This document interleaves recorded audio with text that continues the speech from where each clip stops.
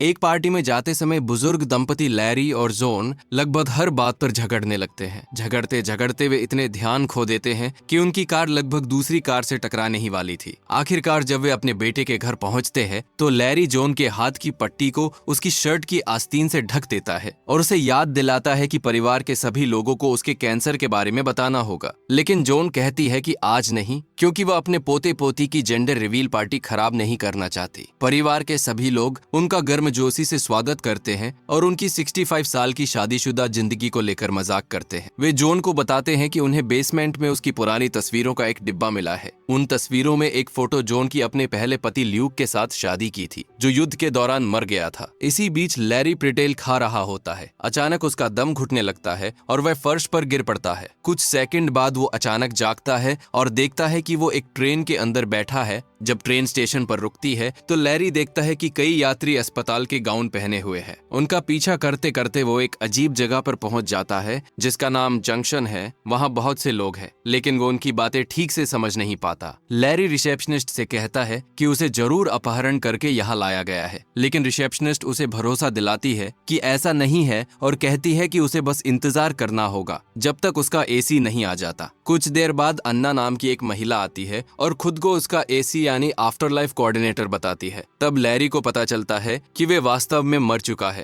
पहले तो वे इस बात पर विश्वास नहीं करना चाहता, लेकिन जब वो आईने में अपना जवान चेहरा देखता है तो समझ जाता है कि ये सच है। अन्ना समझाती है कि जंक्शन में आने के बाद लोगों का रूप उनके जीवन के सबसे खुशहाल समय जैसा हो जाता है। लैरी बार बार कहता है कि वो अपनी पत्नी के पास वापस जाना चाहता है। तब अन्ना उसे रोककर बताती है कि यह स्वर्ग नहीं है, बल्कि जीवन और अनंत जीवन के बीच की एक अस्थायी जगह है। तभी अचानक एक अलार्म बजता है और लैरी देखता है कि सुरक्षा गार्ड एक आदमी को पकड़कर ले जा रहे हैं। अन्ना उसे चेतावनी देती है कि कभी भी किसी लाल दरवाजे को पार नहीं करना चाहिए। इसके बाद अन्ना उसे एक अस्थायी कमरे में ले जाती है और अलग अलग धर्मों के अनंत जीवन के ब्रोशर देकर चली जाती है। यहाँ उसे तब तक रहना होगा जब तक वो अपने लिए कोई अनंत जीवन नहीं चुन लेता। लैरी टीवी चालू करता है और देखता है कि हर चैनल पर सिर्फ अलग अलग तरह के अनंत जीवन के विज्ञापन चल रहे। बाद में वो जंक्शन में घूमता है जहाँ अनगिनत बूथ अलग अलग तरह के अनंत जीवन का प्रचार कर रहे होते हैं। आखिर में वो एक बार में जाता है। वहाँ बैठते ही एक खूबसूरत महिला उससे फ्लर्ट करने लगती है, क्योंकि वो एक तरह के शरारती अनंत जीवन का प्रचार कर रही थी। खुशकिस्मती से बारटेंडर ल्यूक उसे याद दिलाता है कि बार के अंदर विज्ञापन देना मना है। तब वो महिला वहाँ से चली जाती है। लैरी पहले सोचता है कि ल्यूक शायद कोई फरिश्ता है, लेकिन ल्यूक बताता है कि वो भी बस एक और आत्मा है जिसे जंक्शन में काम करने का मौका मिला है। वो लैरी को नियम समझाता है, एक बार कोई अनंत जीवन चुन लिया तो उसे बदला नहीं जा सकता, और अगर कोई नियम तोड़ता है तो उसे वाइड में भेज दिया जाता है जहाँ सिर्फ अनंत अंधकार होता है। लैरी बताता है कि उसकी पत्नी जॉन को कैंसर है और उसने उससे वादा किया था कि वो उसकी देखभाल करेगा, लेकिन अब उसे लग रहा है कि जैसे वो उसे छोड़कर चला आया है। अगली सुबह अन्ना फिर आकर उसे जगाती है। लैरी पूछता है कि कुछ आत्माएं जंक्शन में काम क्यों कर रही है। तब अन्ना समझाती है कि कुछ लोग अभी भी अपनी मौत को स्वीकार नहीं कर पाए हैं और कुछ अपने प्रियजनों का इंतजार कर रहे हैं। यह सुनकर लैरी फैसला करता है वह यहीं रहेगा और जॉन का इंतजार करेगा। लैरी और जॉन के मरने के बाद वे एक रहस्यमय जंक्शन में पहुंचते हैं जहां उन्हें अपनी अनंत जिंदगी इटरनेट चुनने का मौका मिलता है। अन्ना, जो लैरी की आफ्टर लाइफ कोऑर्डिनेटर एसी है, उसे बताती है कि 7 दिनों के भीतर अगर वो चाहे तो बेसमेंट में एक सफाई कर्मी जेनेटर के रूप में काम कर सकता है। कुछ दिन बीत जाते हैं, लेकिन जॉन के आने की कोई खबर नहीं मिलती। अन्ना बताती है कि इसमें कई महीने भी लग सकते हैं। लैरी फैसला करता है कि जब जॉन जंक्शन में आएगी तो उसे आराम महसूस होना चाहिए, इसलिए वो पहले से ही दोनों के लिए एक अनंत जीवन तैयार कर देता है। उसी रात लैरी जॉन के लिए एक चिट्ठी लिखता है। ठीक उसी समय पृथ्वी पर जॉन कैंसर से मर जाती है और एक ट्रेन के अंदर जागती है। अगले दिन अन्ना लैरी को उसकी चुनी हुई अनंत जिंदगी की ओर ले जाती है। लैरी अन्ना से विनती करता है कि वह उसकी चिट्ठी जॉन तक पहुंचा दे, लेकिन अन्ना कहती है कि ये नियमों के खिलाफ है। फिर अन्ना उसे गले लगाकर विदा करती है। लैरी स्टेशन की ओर चलते हुए अचानक देखता है कि जॉन ट्रेन से उतर रही है। उसे देखकर वो हैरान हो जाता है, लेकिन जॉन उसकी तरफ ध्यान नहीं देती। निराश होकर लैरी वापस जंक्शन की ओर दौड़ता है, जहां जॉन आईने में अपना जवान चेहरा देखकर हैरान हो जाती है। फिर दोनों एक दूसरे को गर्मजोशी से गले लगा लेते हैं। जोन समझ जाती है कि वो मर चुकी है। वह लैरी को डांटती है क्योंकि उसने इतनी मूर्खता से अपनी जान गंवा दी। तभी रायान, जोन का आफ्टर लाइफ कोऑर्डिनेटर, वहां आता है और उसे लैरी से अलग कर देता है। वो जोन को उसके पहले पति ल्यूक के पास ले जाता है, जो 67 साल से उसका इंतजार कर रहा था। दोनों का भावुक पुनर्मिलन होता है, लेकिन तभी लैरी वहां आ जाता है और चाहता है कि जोन उसके साथ अनंत जीवन में चले। इससे जोन घबरा जाती है और उसे पैनिक अटैक हो जाता है क्योंकि उसे तय करना है कि वे हमेशा के लिए किस पति के साथ रहेगी। रायान उसे उसके कमरे में ले जाता है और अलग अलग विकल्प दिखाता है। तभी ल्यूक वहां आता है, लेकिन जोन डरकर दरवाजा बंद कर देती है। रायान को लगता है कि ल्यूक ही सबसे अच्छा विकल्प है, इसलिए वह उन्हें अकेला छोड़ देता है। और अन्ना बताती है कि पहले उसका रायान के साथ रिश्ता था। लैरी याद दिलाता है कि जोन के साथ 65 साल का परिवार और बच्चे उसी के साथ हैं। अन्ना इसे भावनात्मक ब्लैकमेल कहती है। इसके बाद जोन और ल्यूक जंक्शन के चारों ओर घूमने निकलते हैं, लेकिन उनका व्यवहार थोड़ा असहज लगता है। अचानक सुरक्षा गार्ड एक आदमी को पकड़ लेते हैं जो अपनी तय की हुई अनंत जिंदगी से भागने की कोशिश कर रहा था। ल्यूक को देखकर गार्ड रुक जाता है और उसे नमस्ते करता है और जोन को भी पहचान लेता है। बाद में ल्यूक जोन को नियमों और प्यार के बारे में समझाता है। लैरी फिर से जोन के कमरे में जाता है और उनके अनंत जीवन के लिए कई विकल्प लेकर आता है। जोन डर कर चिल्लाने लगती है और कुछ समय मांगती है। वह बताती है कि लैरी की मौत के बाद उसकी सबसे अच्छी दोस्त भी मर गई। ये सुनकर लैरी खुश हो जाता है क्योंकि उसे वो दोस्त कभी पसंद नहीं थी। लैरी को याद आता है कि स्क्वाट करना हमेशा जोन को शांत कर देता था, इसलिए वो उसे वही करने के लिए कहता है। बुढ़ापे में जोन स्क्वाट नहीं कर पाती थी, इसलिए अब फिर से ये कर पाने पर उसे खुशी होती है। उसी समय लैरी प्रेट्जेल खाने लगता है और लगभग फिर से उसका दम घुटने लगता है, जिससे जोन डर जाती है। लैरी माफी मांगकर कहता है कि वे सुबह बात करेंगे। जोन गुस्से में उसे बिस्तर से लात मारकर बाहर निकाल देती है। मजबूर होकर लैरी बेसमेंट में चला जाता है। रास्ते में लगे साइन बोर्ड पर मृत कलाकार डीन मार्टिन का शो देखकर लैरी अन्ना से ऐसा ही एक शो आयोजित करने को कहता है। अगले दिन वो जोन को वेटिंग एरिया में ले जाता है, जहां अन्ना पियानो बजा रही होती है और कहा जाता है कि डीन मार्टिन गाना गाने वाला है, लेकिन एक नकली कलाकार ठोकर खाकर गिर जाता है और जोन के साथ फ्लर्ट करने लगता है। तभी ल्यूक आता है और उसे खींचकर एक घूंसा मार देता है। रायान की मदद से ल्यूक स्थिति संभालने की कोशिश करता है। ल्यूक जोन को फूल देने ही वाला था, तभी लैरी आकर उसे रोक देता है और शिकायत करने लगता है। दोनों के बीच बहस शुरू हो जाती है और जोन परेशान होकर चिल्लाती है कि वे दोनों चुप हो जाएं। बाद में जोन अन्ना और रायान को अपने कमरे में बुलाती है और गुस्सा निकालती है। वो उनसे कहती है कि वे इस समस्या का कोई हल निकालें। इसके बाद दोनों कोऑर्डिनेटर नियमों में अपवाद करने के लिए लंबी फोन कॉल करते हैं। कुछ समय बाद जोन अपने दोनों पतियों को कमरे में बुलाती है। कोऑर्डिनेटर घोषणा करते हैं कि खास अनुमति के कारण अब जोन 2 अलग अलग अनंत जीवन में जा सकेगी, लेकिन एक समय में सिर्फ एक पति के साथ वो दोनों के साथ समय बिताकर अपना अंतिम फैसला करेगी। लेकिन लैरी और ल्यूक फिर से झगड़ने लगते हैं। जोन चिल्लाकर उन्हें रोकती है और फैसला करती है कि सिक्का उछालकर तय किया जाएगा। लैरी सिक्का उछालता है और ल्यूक जीत जाता है। ल्यूक और जोन ट्रेन में बैठकर अपने पुराने दिनों को याद करते हैं,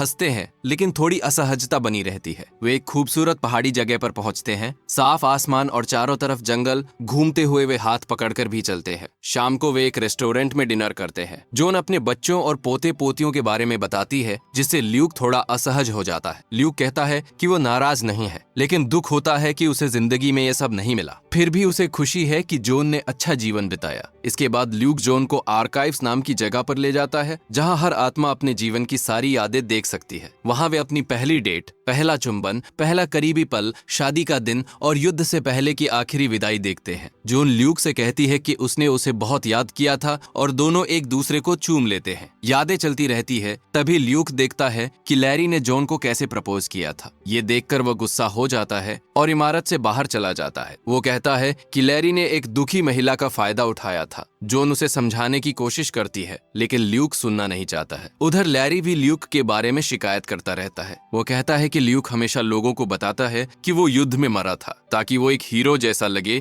लैरी को डर है कि वो ऐसी यादों से मुकाबला नहीं कर पाएगा। अन्ना उसे याद दिलाती है कि आखिर जोन उससे प्यार क्यों करने लगी थी। बाद में लैरी जोन की सबसे अच्छी दोस्त कैरन को ढूंढ लेता है। कैरन बताती है कि उसके जीवन का सबसे खुशहाल समय उसके पति की मौत के बाद था, क्योंकि तब वो अपनी असली पहचान खुलकर जी पाई थी। लेकिन बाद में उसे अपने बच्चों के लिए फिर से छुपकर जीना पड़ा। कैरन मानती है कि पहले उसे लैरी पसंद नहीं था, लेकिन बाद में वो उसे पसंद करने लगी थी। लैरी पूछता है कि आखिर जोन उससे उससे प्यार क्यों करने लगी थी। कैरेन कहती है कि वे पूरी तरह निश्चित नहीं है, लेकिन इतना जरूर जानती है कि लैरी ने जॉन को खुश रखा था। इसके बाद लैरी ल्यूक के कमरे में जाता है। दीवार पर निशान बने हुए हैं जैसे ल्यूक हर दिन गिनता रहा हो। एक नोटबुक में जॉन के कई स्केच भी बने हैं। तभी ल्यूक लौट आता है और लैरी पर आरोप लगाता है कि वो जॉन को प्रभावित करने की कोशिश कर रहा है। ल्यूक कहता है कि शायद जॉन अकेली रहती तो ज्यादा खुश होती। दोनों के बीच एक अजीब सी हास्यपूर्ण लेकिन दुख भरी लड़ाई शुरू हो जाती है। धक्का मुक्की के दौरान लैरी की लिखी हुई चिट्ठी गिर जाती है। आखिर में लैरी कहता है कि जब उसने प्रपोज किया था तब उसे ल्यूक के साथ की बातों का ठीक से पता नहीं था। ल्यूक बताता है कि वे प्रपोज उसी जगह पर हुआ था जिसे वे दोनों खास मानते थे। इधर जॉन जंक्शन के अनगिनत विज्ञापन बूथ देखकर परेशान हो जाती है। रयान उसे एक शांत कॉरिडोर में ले जाता है जहां बंद हो चुकी अनंत जिंदगियों के साइन बोर्ड लटके हुए हैं। जॉन मानती है कि वो अभी तक सही फैसला नहीं कर पा रही है। रयान कहता है कि उसके हिसाब से ल्यूक बेहतर विकल्प है, लेकिन अंतिम फैसला जॉन का ही होगा। अगले दिन लैरी जॉन को समुद्र के किनारे ले जाता है ताकि उनकी कहानी का एक नया अध्याय शुरू हो सके। चिरंतन जीवन वाली ये जगह बहुत लोकप्रिय है, इसलिए यहाँ काफी भीड़ रहती है। लैरी और जॉन कुछ देर बातें कर रहे होते हैं और लगभग एक दूसरे को चूमने ही वाले होते हैं। तभी एक लड़का गेंद से लैरी को मार देता है और उसे अपनी भयानक मौत की कहानी सुनाने लगता है। इसके बाद वे दोनों एक नाव में बैठते हैं और समुद्र के शांत माहौल का आनंद लेते हैं। लैरी जॉन से माफी मांगता है क्योंकि वो जॉन की मौत के समय उसके पास नहीं था। वो यह भी कहता है कि उनके बच्चे शायद खुश होंगे अगर वे फिर से साथ हो जाएं, लेकिन जॉन को लगता है कि लैरी उसे प्रभावित करने की कोशिश कर रहा है। दोनों के बीच फिर से बहस होने लगती है। लैरी कसम खाकर कहता है कि अगर जरूरत पड़ती तो वह भी ल्यूक की तरह जॉन के लिए इंतजार करता। वे समुद्र के किनारे बैठकर अपनी पहली डेट को याद करते हैं। लैरी कहता है कि उसने हमेशा कोशिश की कि जॉन के लिए हर चीज अच्छी हो। उसी समय ल्यूक को लैरी की चिट्ठी मिल जाती है। इधर लैरी और जॉन अपनी डेट खत्म करके वापस आते हैं और एक दूसरे को चूम लेते हैं। लैरी कहता है कि वे कहाँ जाते हैं यह मायने नहीं रखता जब तक वे साथ हैं। तभी ल्यूक वहां आता है और जॉन को बताता है कि लैरी उसके कमरे में गया था।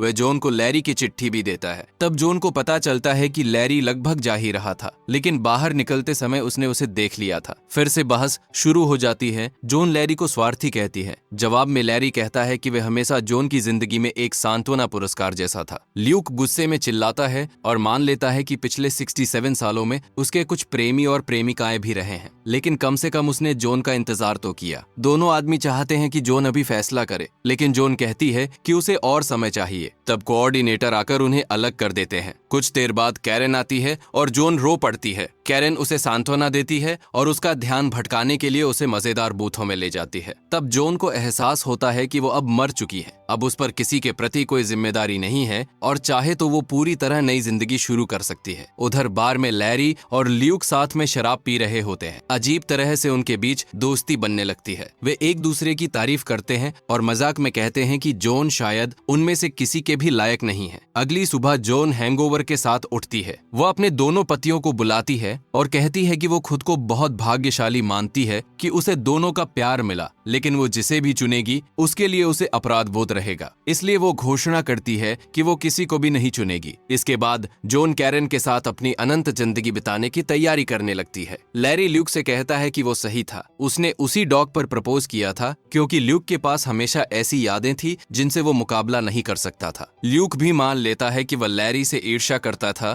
क्योंकि लैरी ने जॉन के साथ एक खूबसूरत जिंदगी बिताई। अचानक लैरी के दिमाग में एक विचार आता है और वह जल्दी से कमरे से बाहर निकल जाता है। स्टेशन पर वो ट्रेन के अंदर जॉन को ढूंढ लेता है। लैरी उससे विनती करता है कि वह नीचे उतरकर उससे आखिरी बार बात करे। लैरी ध्यान देता है कि जॉन के बाल लंबे हैं, जबकि शादीशुदा जिंदगी में वो छोटे बाल रखती थी। इसका मतलब है कि जॉन अपनी जिंदगी में सबसे ज्यादा खुश ल्यूक के साथ थी, इसलिए लैरी चाहता है कि जॉन ल्यूक के साथ चली जाए। पहले तो जॉन मना कर देती है, लेकिन लैरी कहता है कि यही सही फैसला है। दोनों रोने लगते हैं। तभी वे एक आखिरी बार एक दूसरे को गले लगाते हैं। कुछ ही देर बाद ल्यूक और जॉन ट्रेन में बैठकर अपनी नई जिंदगी की शुरुआत करते हैं। वे डेट पर जाते हैं, नए आत्माओं से दोस्ती करते हैं और खुशियां बांटते हैं। इधर लैरी जंक्शन में घूम रहा है। अभी अभी तक तय नहीं कर पाया कि वे कहाँ जाएगा। अचानक वे अन्ना और रेयान को साथ में देखता है। अन्ना लैरी को अलग बुलाकर कहती है, मैं तुम पर गर्व करती हूँ। वे बताती है कि जंक्शन में रहना उसका खुद का निर्णय है, क्योंकि खोए हुए आत्माओं की मदद करना उसके जीवन का उद्देश्य है। लैरी ने उसे याद दिलाया कि क्यों वह इस काम से प्यार करती है। माउंटेन इटर्निटी में ल्यूक और जॉन अपनी नई जिंदगी शुरू करते हैं। रात में वे शांतिपूर्ण समय बिताते हैं, लेकिन जॉन के मन में शंका उठती है। चुपचाप वो आर्काइव में जाती है और लैरी के साथ अपने पहले मिलने की यादें देखती है। अगले कुछ दिनों में ल्यूक जॉन को कई गतिविधियों में ले जाता है, लेकिन जॉन कोई सच्ची खुशी महसूस नहीं कर पाती। हर रात वो आर्काइव में लौटकर लैरी की यादों में खो जाती है। आर्काइव का एक कर्मचारी उसे चेतावनी देता है, इतनी देर तक अतीत में रहना स्वस्थ नहीं है, जीवन में आगे बढ़ना होगा। एक रात ल्यूक कहता है, ये जीवन परिपूर्ण है। जॉन कोई जवाब नहीं दे पाती। अगले दिन ल्यूक नई गतिविधियों के लिए बुकिंग करता है। जॉन और सहन नहीं कर पाती और टूट जाती है। वो कहती है कि ल्यूक को चुनना उसका गलती था। ल्यूक गुस्से में चिल्लाता है। जॉन समझाती है कि वो ल्यूक के साथ सबसे खुश थी, क्योंकि वो उसकी जवानी का सरल प्यार था, जहां जिम्मेदारियों का बोझ नहीं था। लेकिन सच्चा प्यार सिर्फ खुशी नहीं, दुख भी शामिल होता है। वह ल्यूक को बताती है कि 67 साल पुराना उसका प्यार अभी भी मौजूद है, लेकिन ल्यूक अब पहले जैसा नहीं है। अंत में जॉन तय करती है कि वे वापस जाएगी, भले ही पकड़ी जाए। रोते हुए वो कहती है, मैं सच में तुमसे प्यार करती थी। ल्यूक कुछ कहे बिना चला जाता। जॉन पलायन की तैयारी करती है और छुरी से अभ्यास करती है। कुछ ही देर बाद ल्यूक लौटता है और जॉन के लिए भ्रम पैदा करने का वादा करता है। दोनों आर्काइव में जाते हैं और अपनी शादी की यादों को आखिरी बार देखते हुए विदा लेते हैं। जॉन लाल दरवाजे से प्रवेश करती है और उस कॉरिडोर में चली जाती है जहां उसके बचपन की यादें हैं। सुरक्षा गार्ड उसका पीछा करते हैं, लेकिन जॉन दौड़ते हुए बच निकलती है। वो एक यादों वाला दरवाजा खोलकर लैरी के साथ बहस की उस घटना में चली जाती है। ट्रेन की पटरियों पर चलते चलते वो आखिरकार जंक्शन में लौट आती है।